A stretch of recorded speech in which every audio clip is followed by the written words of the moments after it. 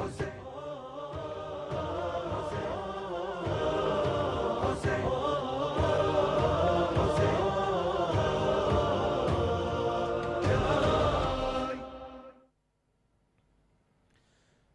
الله الرحمن الرحيم اللهم صل على محمد وآل محمد وعجل فرجهم والعن أعدائهم. In the name of God, the compassionate, the merciful. Assalamu alaikum, dear brothers and sisters, respected viewers. Welcome to land of Hussein. Welcome to land of Abbas. Welcome to Karbala. This live Ziyara show, which is broadcasting from piece of heaven, from this precious and sacred land, Karbala, and inshallah we are ready to spend our time with Imam Hussein alayhi salam and Aba Abdillah Abbas alayhi salam. But actually during this live show we're going to discuss great things about Imam Hussein alayhi salam, as we've got a respected guest in the studio. So inshallah this speech and the conversation is going to be held between us about Imam Hussein alayhi salam. First of all, let me say salam and introduce the respected guest Sayyid Ali Nawab and say salam to him, and inshallah after that we continue the speech altogether. Assalamu alaikum Sayyidina, and welcome to the Alaikum rahmatullah. Thank you. Jazakumullah khair. Thank you so much for being here. As we are starting the these live shows actually, and as we are placed next to the holy shrine of Imam Hussein alayhi salam and Aba Abdillah Abbas alayhi salam, this is a great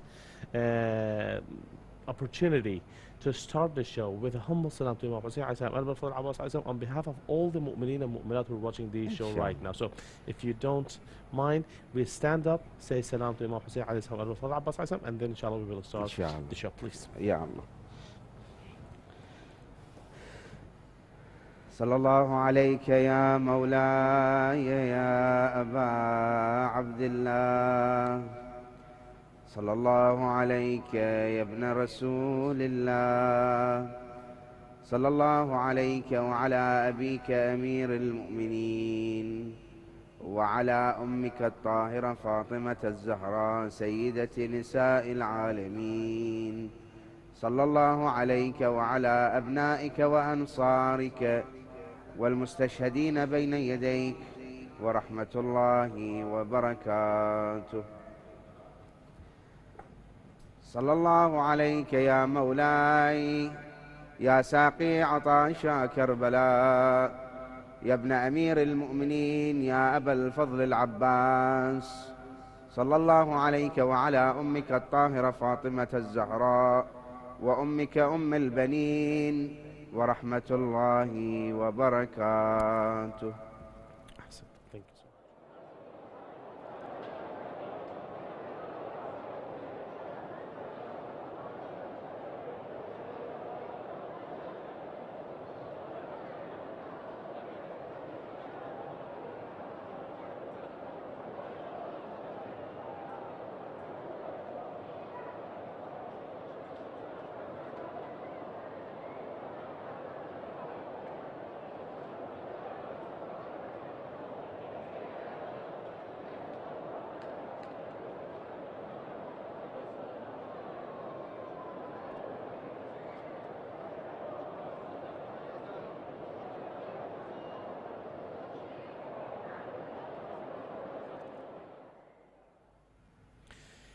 If you watched the previous episodes and live shows that we were at service of the respected guest Sayyid Ali Nawab, you may remember that we talked about the greatness of Arba'in, the numerous and the gorgeous, the numerous and great amount of thawab and blessings that one can get by ziyarah of Imam Hussein alayhi salam in Arba'in, and how this ceremony, how this ritual, Hussein ritual, the Mashaya of Arba'in, the walking of Arba'in, affects human being, not only Shia Muslims, but all the people on the earth.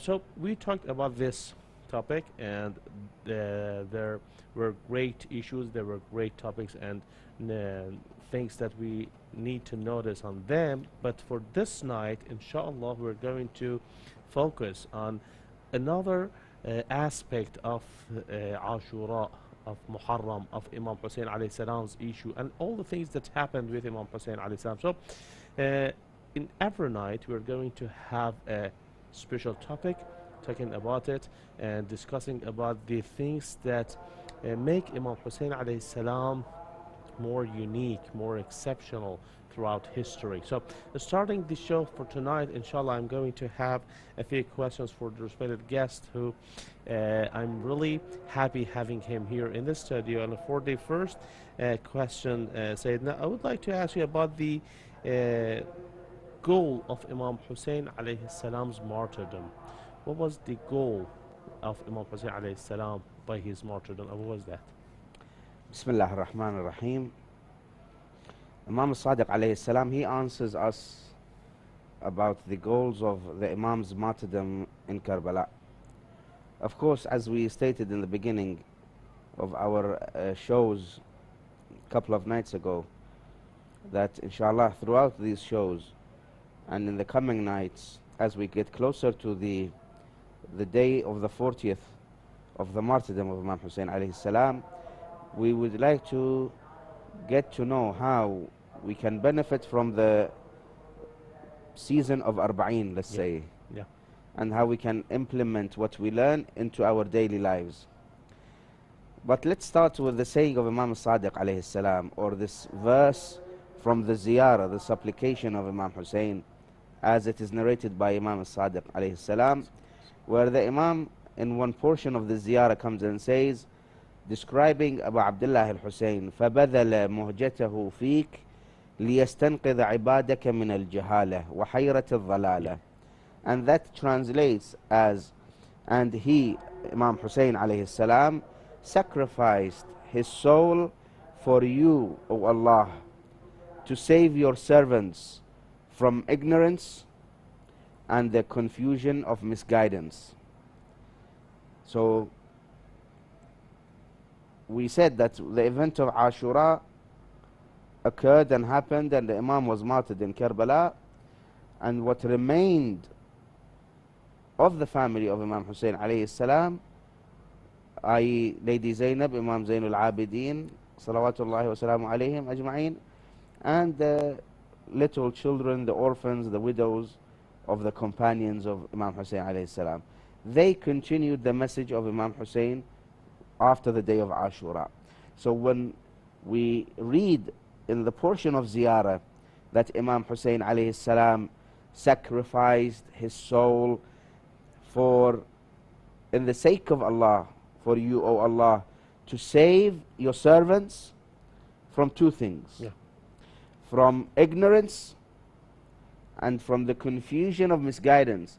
That means that whoever continued the path of Hussein alayhi salam after the day of Ashura also sacrificed themselves in the path of Allah subhanahu wa ta'ala to continue the work of Imam Hussein, which was started in Karbala, for the two things: to save your servants from ignorance and from the confusion of misguidance. So Lady Zainab alayhi salam and Imam Zainul Abidin later on also continued saving the servants of Allah subhanahu wa ta'ala from ignorance and the confusion of misguidance.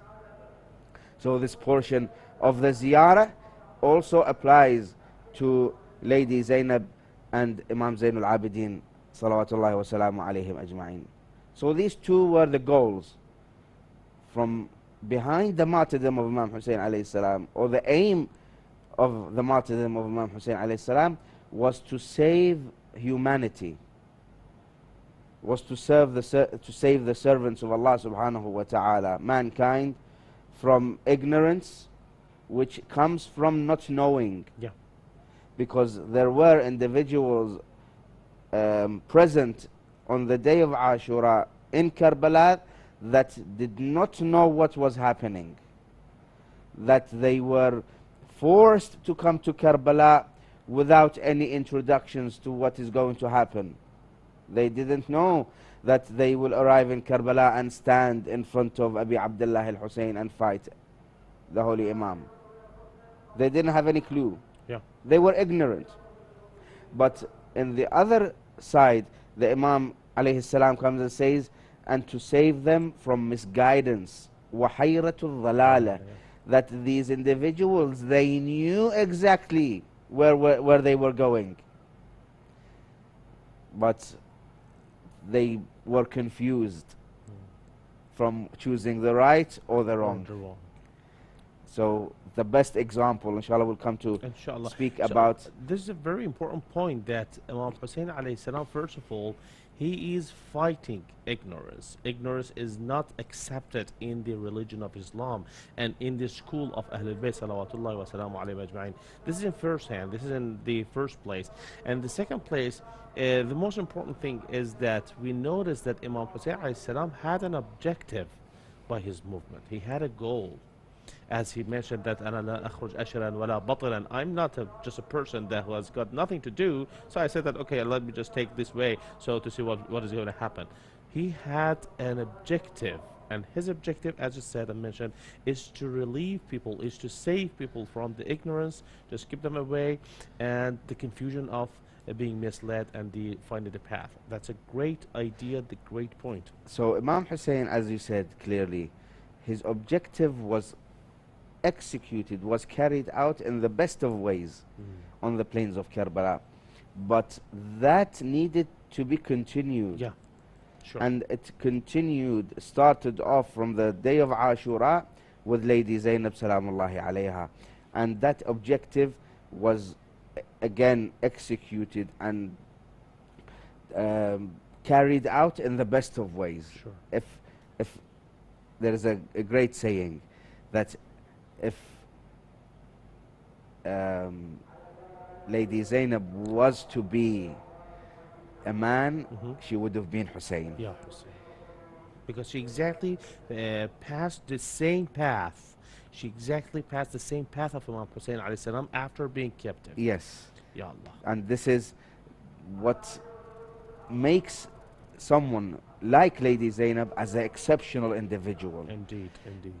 And she was just made perfect for that role, for that objective, for that responsibility. SubhanAllah. So when we come to speak about the captivity or the fact that the family of Ahlul Bayt, the family of Imam Hussein were taken as captives, it's not that they were just taken captives and they were sorrowful, they were receiving pain, receiving punishment because they were the family of Imam Hussein. No, there is more to this.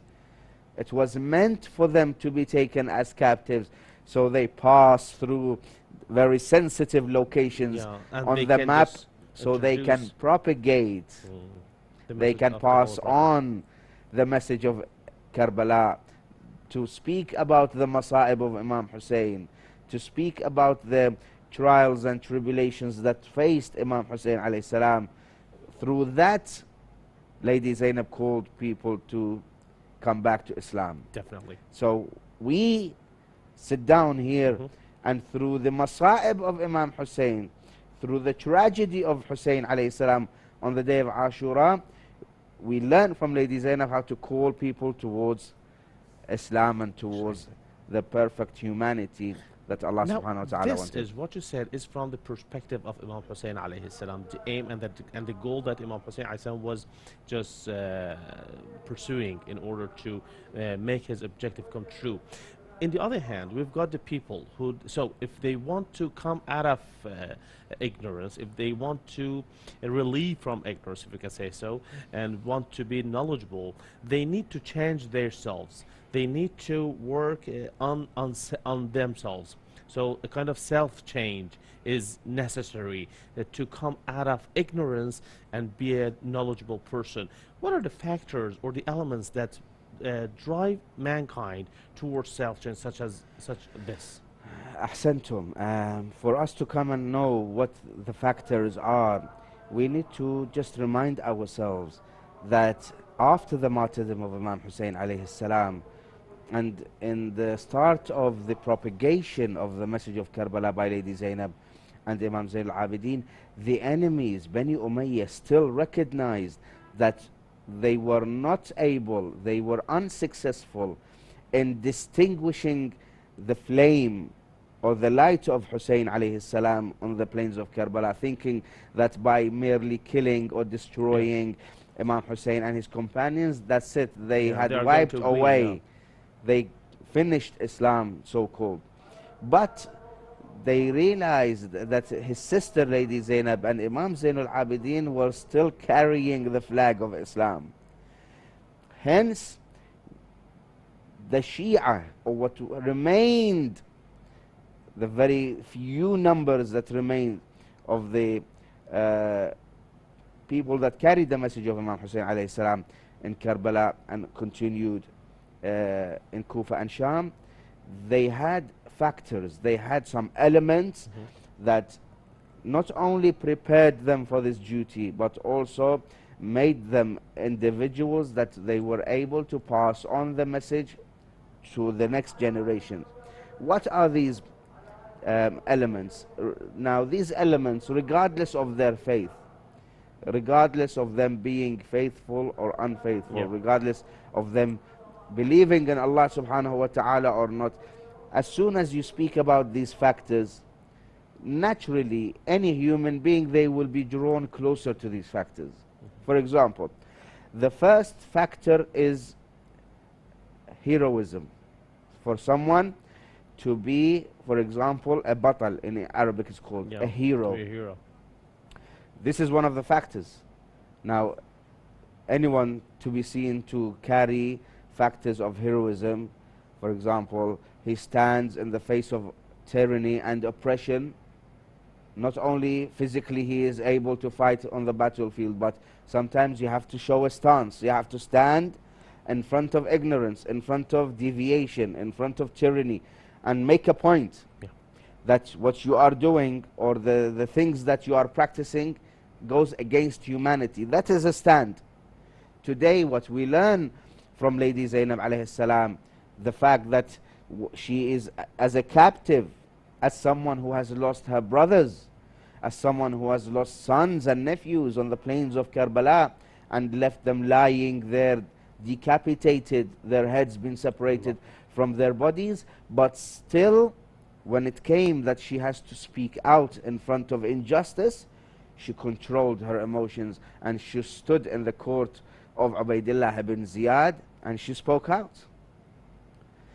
We learn from Lady Zainab that when you are in difficulty, which would you choose? The fact that you are receiving oppression, or the fact that your faith and your way of life and your religion is in need of you, and you need to put that oppression aside and stand and speak out the truth. Just like a hero. Just like a hero. Some people, when they hear the word hero, they think, oh, someone who's carrying a sword and a shield and is, marching or running towards the enemy. That is the literal meaning of a hero. But when you come and study heroism, you will find that no, there are many more meanings to it. And it was best embodied by Lady Zainab, salamullahi alayha, in the court of Ubaidillah ibn Ziyad, and further on in the courtyard of Yazid ibn Muawiyah, la'natullahi alayh. This is one of the elements. Yeah. And we said, regardless of someone being a Muslim or not, maybe they are a kafir, maybe they don't believe in the existence of Allah subhanahu wa ta'ala, but that element, naturally they feel, talks to their soul. Their soul is attracted to this element. So you mean that if someone wants to change himself, to change his personality towards the better thing, towards a better level, he needs to first even make him a hero in front of the oppression or the things that are not positive in the history of a human being or in the life, or to pursue and find a hero for himself. Exactly. So we've got two kind of, even if I make myself hero, if I become a hero, this is one way, or I find a hero who did the thing exactly the way that should be done. Of course. Exactly as Sayyidina Zainab sallallahu alayhi We wa take did it. as So no matter if the person is Muslim or not Muslim, he can just take lessons from what Lady Zainab sallallahu alayhi wa. Exactly. As I said, let's look at the whole event of captivity of this family. A family made up of Lady Zainab, children taken as captives. Let's not look at them from our perspective that we are Shia, we are lovers of Ahlul Bayt, and this is what happened to the family of our Imam. let's look at it from an angle of someone who doesn't believe Yeah. that this family was oppressed, but still, as a result of their oppression, they stood and spoke the right words against the wrong words of the enemies. Yeah. So what we learn is that you don't need to specifically be a Muslim Faithful. to find a role model for yourself like Lady Zainab or Imam Zain Just al-Abidin. being a human being is enough to find a true Ahsantum. model, the truth. That's the first element. The second element is values, qiyam. There are certain values like the value of knowledge or the value of being a truthful individual or the value of kindness or the value of mercifulness. These are values which are liked. These are positive Yeah. attributes which you ask anyone in the world today, they say to you, I as a non-Muslim or I as a non-believer, I believe in these values. That I need to be truthful to be able to live a happy life. That I need to be knowledgeable to be able to choose my path. The path that leads me to ignorance is a good path, or the path that takes me to the light and to the end of the tunnel which shows me the right path. Or for example, kindness and mercy. For me to be able to reach self-change and self-elevation, to elevate my soul to a level which is what humanity wants, because humanity doesn't want to stay at one level. Always they want to upgrade themselves, elevate themselves. Path the ladder steps towards the perfection. This is what Ahsantum. human beings They want to better need. Yeah, yeah. themselves. No one wants to stay in the lowest of levels. They want to reach higher in all walks of life. Yeah. So you come and tell him, what do you like in kindness? What do you prefer in mercifulness?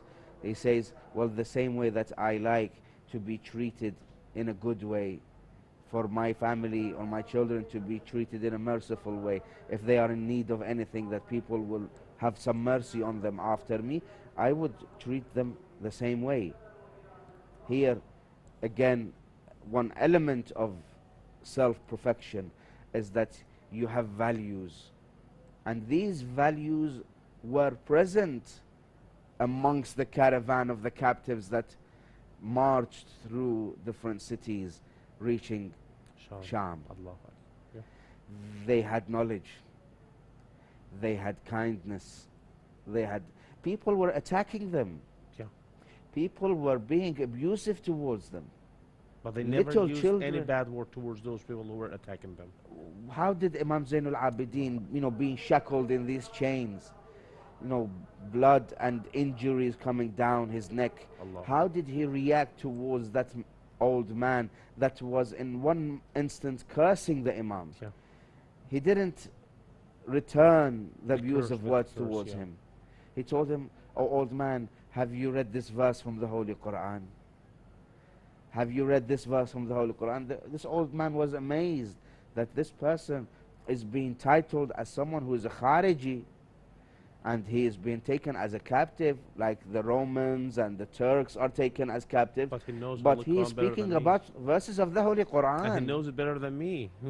Better than So that showed that these individuals not only had knowledge, but that knowledge was coincided with kindness and mercy. That still in that situation, they wanted to guide him to the right path. Allah. How kind. He wants the worst for me, and I want the best for The him. best one. This is what we learn from Ahlul Bayt alayhim salam, specifically the captives of Ahlul Bayt. Values. Yeah. You want to perfect yourself? You want to look at the event of Arba'een, and you want to reach levels that you can perfect yourself? Have values. Practice these values. These values which are well known, not only by Muslims, not only as what Islam calls for, but what is worldly recognized by all humanity. And again, through this window we call all humanity, as you are individuals who look for these values. Come and look at the family of the Holy Prophet of Islam. can find all of You can these find values. all of these values in this family. So the first was heroism, Yeah, the second was values, qiyam, yeah. and the second was oppression. The third one. The Yeah, third one. yeah. The third element that affects the soul of humanity is something which is being felt by humanity today. Wherever you look, you see some kind of oppression. Yeah. Dhulm. And people No don't like it. one in the world likes Likes it oppression. now. Yeah. Oppression is something that is looked down upon. And the person that is practicing that oppression is someone who is looked down upon. No one wants to be an oppressor Yeah. or is born an oppressor. But this is something they work towards as a result of the deviation and the hearsay of the shaitan and the environment that they live in. So this third element, which helps you distinguish right from wrong, Mm-hmm. which is what makes you decide whether you are a zalim or a mazloom, or you stand with the zalim or you stand with the mazloom, you stand with the oppressed or you stand with the oppressor, Mm-hmm. is what distinguishes you and elevates yourself. Now, through Arba'in, you are able to make that decision. Look at what happened in Karbala. Study the history of the captives of Ahlul Bayt, how they were treated. In what manner did they pass and travel from Karbala all the way to Kufa, from Kufa? What routes did they take to go to Sham? And what happened to them? And what happened to them during the way? Many of them died Allah. Yeah. as a result of the oppression, as a result of the scenarios that they used to see during the And way. these days that we are passing is the martyrdom anniversary of Sharifa bint al-Hasan, which exactly was among those captives who died during the path. Sharifa, Sayyida Allah. Sharifa, one of the daughters of Imam al-Hasan, Hassan who was Mustafa. amongst the women who were taken as captives. Allah. And this individual, as a result of the dhulm, the oppression that she faced during the captivity, was that she used to see her sisters and her aunties being physically tortured in front of her eyes. She used to see the head of her master Hussein being passed on from one hand to another. L- Looking at this scene alone is enough for someone to just die Yeah.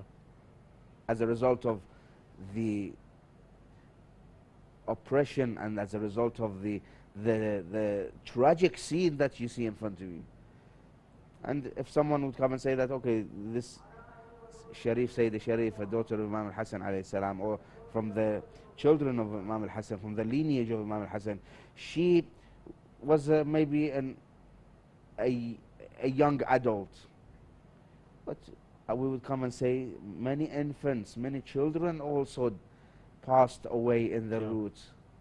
So these individuals, only Allah knows the amount of oppression that fell on these individuals. Allah. And time doesn't permit us to go and study Yeah. and speak about the Each- dhulm, Each person. inch by inch of land that was covered by these individuals from Karbala to Sham, all speaks about one kind of oppression Allah. that was faced by these individuals. So these are the three most important elements that all were seen and were found not only in Ashura, in the personality of Imam Hussein alayhi salam, but also in the caravan and the camp of Imam Hussein, which was held as captives from Karbala to Sham. Allahu Akbar. Sayyidina, you actually took us with the captives, with the household of Imam Hussein alayhi salam, and with all the tortures and the oppressions that they faced during their path. I'm sorry, towards Sham. And this makes the event of captivity all exceptional, all unique. And if, as you said, we don't have enough time to go through each story which happened during this path, Yeah. but I would like to ask you about Ashura, the beginning of this tragedy. And as everything of Imam Hussein alayhi salam is an exception, how Ashura is also an exception. Is Ashura an exception also or no? Only Imam Hussein alayhi salam himself is an exception. Ashura is just something that happened and just passed away. No, the whole of the event of Ashura rotates around Abi Abdillah al-Hussein. Yeah. And whoever that was in the camp of Imam Hussein alayhi salam, they themselves were an exception as well. How? Because let's look at the companions of Imam Hussein alayhi salam. The Imam, he himself, comes and speaks about his companions, that I do not know companions Better than mine. better than my companions.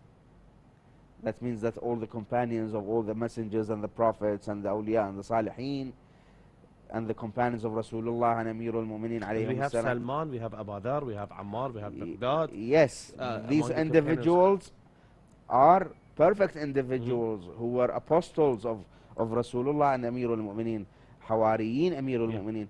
But when it came to the event of Ashura and to the battle of Karbala, the massacre of Karbala, Abi Abdullah al-Hussein says, the test that my companions had to Or go even better through and how they reacted and how they dealt with this issue, you will never find equivalent in other companions of other than Allah. Ahlul Bayt alayhim salam. For example, Yeah. from amongst the companions of Imam Hussein alayhi salam, you will find someone who was in the camp of Bani Umayyah. His mentality, his whole existence was an Umayyad mentality. But look how exceptional the events of Ashura is, and you will never be able, as a small example, Yeah. if I can narrate what a Western historian has said, and he had written this in his book, and he said that if you look in history, the aspect of Ashura, sit down and study history one by one, you will never be able to find, and this is his words, you will never be able to find an equivalent to the history and the stance of the companions of this great leader in anywhere else in history. Why? Because, for example, this individual who was an Umayyad in his thinking and mentality, someone like Al-Hurr ibn Yazid al-Riyahi. Yeah. Hurr Was a commander. was a commander. He was in charge of 1,000 horsemen. And he was in a situation that he was in a position that he was winning. Yeah. But he decided, shall I continue my life going towards the hellfire, or shall I decide to perish? I would be killed. I can see in front of me that this few number of soldiers around Hussein son of Ali are going to be killed. No, I know they are going to be annihilated. Sometimes a decision only in 1 second, maybe, and very, very small period of time, it changes the whole life of a person. It even just wipes out all the scenes and changes it into thawab, into positive things, you Ahsant. know. يُبَدِّلُ سَيِّئَاتِكُمْ حَسَنَات, actually, as it says. Hur, right now, I would like to ask all the respected viewers who come to Karbala, they go and visit the shrine of Hur ibn Yazid al-Riyahi. He is a remnant. He is remaining in the history. I don't want to say that just like Imam Hussein is an Imam, Abu Fadl Abbas alayhi salam is in a great value, but as Imam Hussein alayhi salam mentioned in his narration that say, I don't know any companion better than mine throughout history, Hur is one of them. On the day of Ashura, in moments and everything will be finished. Yeah. But Hur being in one camp against Abi Abdullah, and he Yeah. chooses to join the other camp. And as we said, he was in a position of power, in a Yeah. position of victory. Where in history would you find a commander? There are in history individuals who changed camps, moved from one camp to another.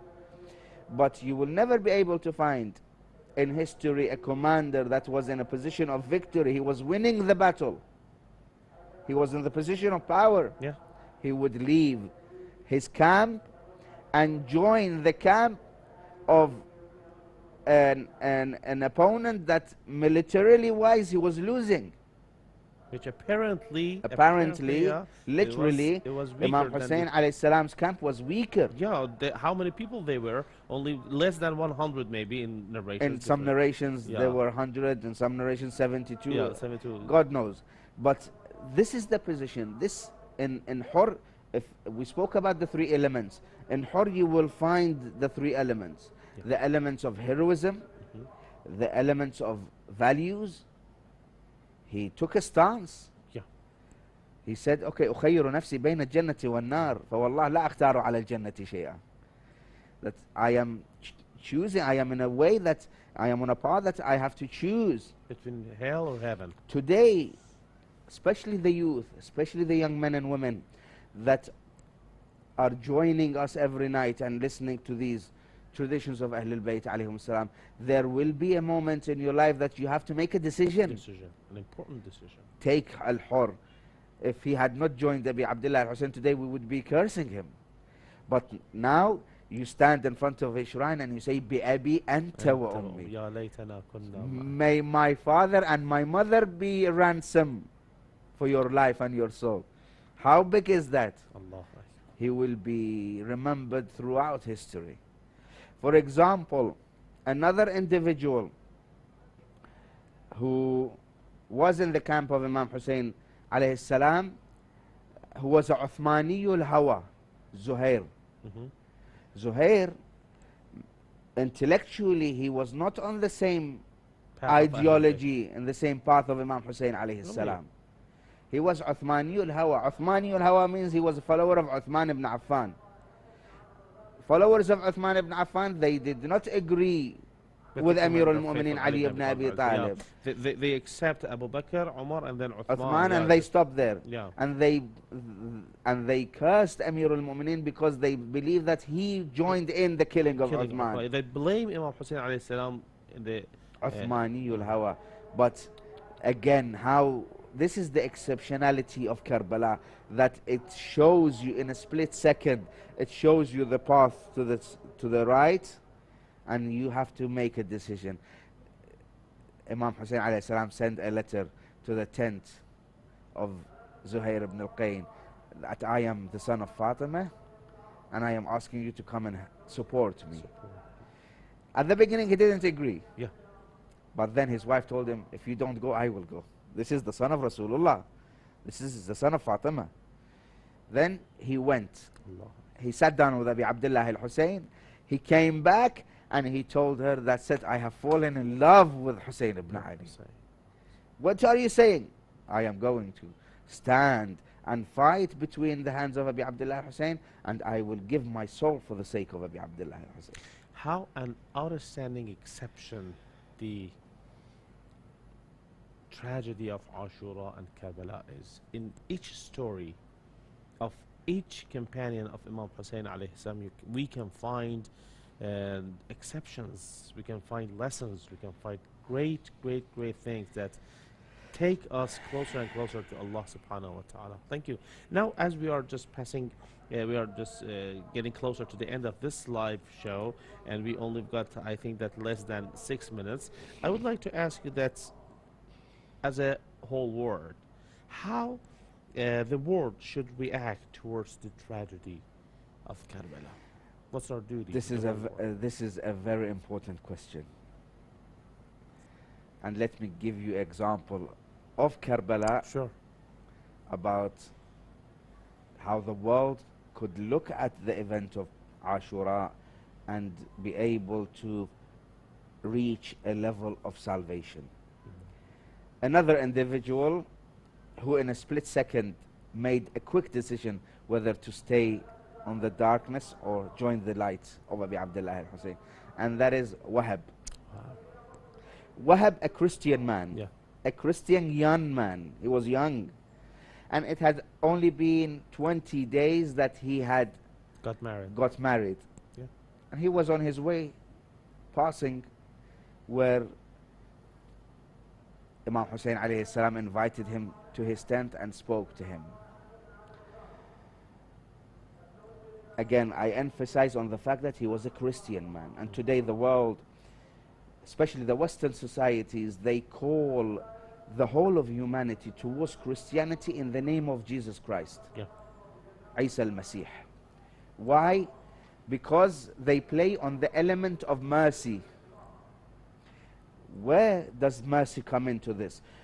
The world today, the Christian world today, is calling people to join Christianity as a result of mercy. Why? Because supposedly, and this contradicts the message of Islam, and we don't believe that this is what actually happened, but this is what they believe, and they call people towards Christianity, is that Sayyid al-Masih, Isa ibn Maryam, gave his life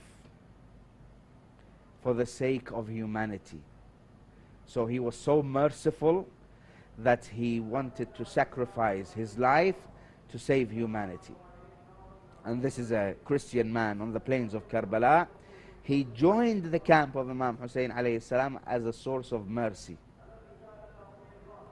This is how the world today, if they came and recognized and studied the life of Hussein alayhi salam and the tragedy of Karbala, they would be able to leave alone what they call, take away the crucifixion, the fact that they believe Jesus was crucified. If you take away that from Christianity, there would nothing be left of Christianity, because everything is based on the fact that he sacrificed his life. Yeah. And Aba Abdillah al-Hussein, not only did he sacrifice his life, he sacrificed the life of his family for the sake of the message of Islam, which one of its elements is mercy.